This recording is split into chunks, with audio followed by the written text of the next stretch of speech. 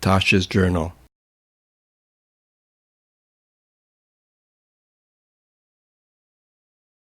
October 5.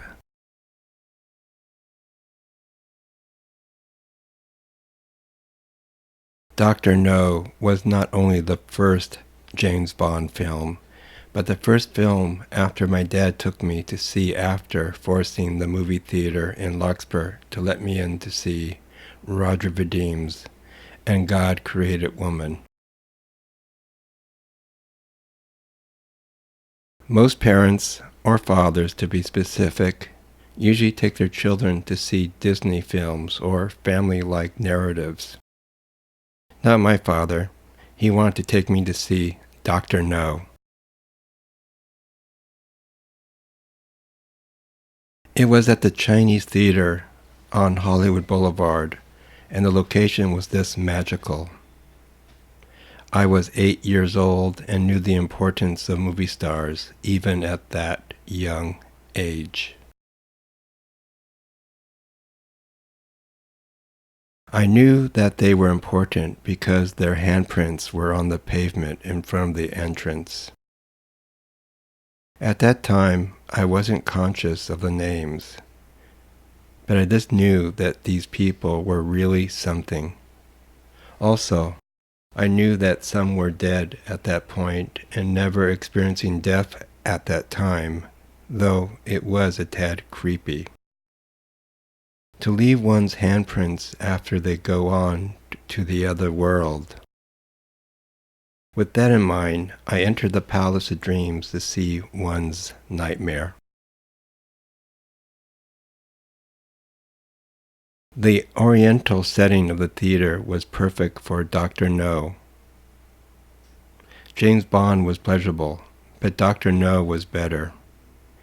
I identified with the villain because, one, he expressed a world that I didn't know, but by instinct, I knew that it would be a better adventure.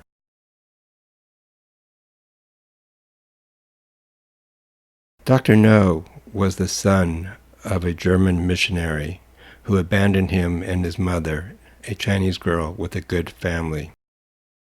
He eventually ended up as a member of the Tongs, but working for himself, he stole funds from the gang.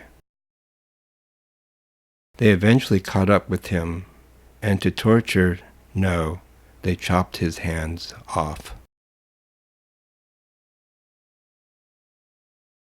Over time, he had hands made of metal that was able to crush metal figurines with them.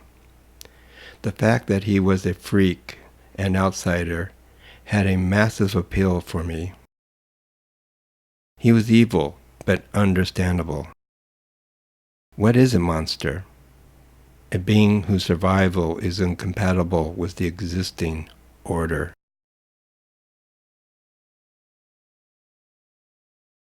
As I grew older, and after my father passed away, I think of that film as an object that I shared with him. The trauma of the loss made me wary of having objects once owned by him, but at least in theory or idea, I have Dr. No to share with him. That particular piece of art had a profound effect on me on many levels. I became a fan of American noir films due to the theme of the outsider being forced by fellow citizens to take action in a matter that is perhaps not correct or right. Nonetheless, who can decide such decisions as one goes through life wearing blinders like a mistreated horse in Central Park? I tend to see the world in black and white, not because of the duality of those two non-colors, but more about the levels of gray that come up in such an image.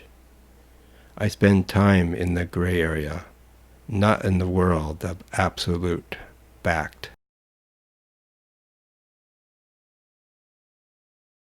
I recently started to collect film stock that was shot or photographed by John Altone. The prints of photographic shadows. Through his eyes, I can see the origins of Dr. No's world. Not exactly as exotic, but in substance very toxic in its vision of purity gone wrong. My favorite actor of that period is John Hoyt, whose face seems to be made in celluloid perfection for Mr. Altone.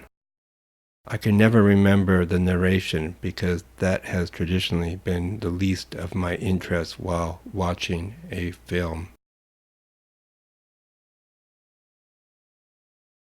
Nevertheless, the face and how it is projected on the screen is what I find interesting.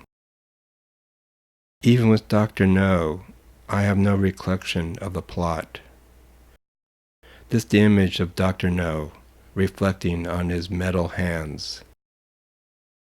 That says more to me than anything in this world.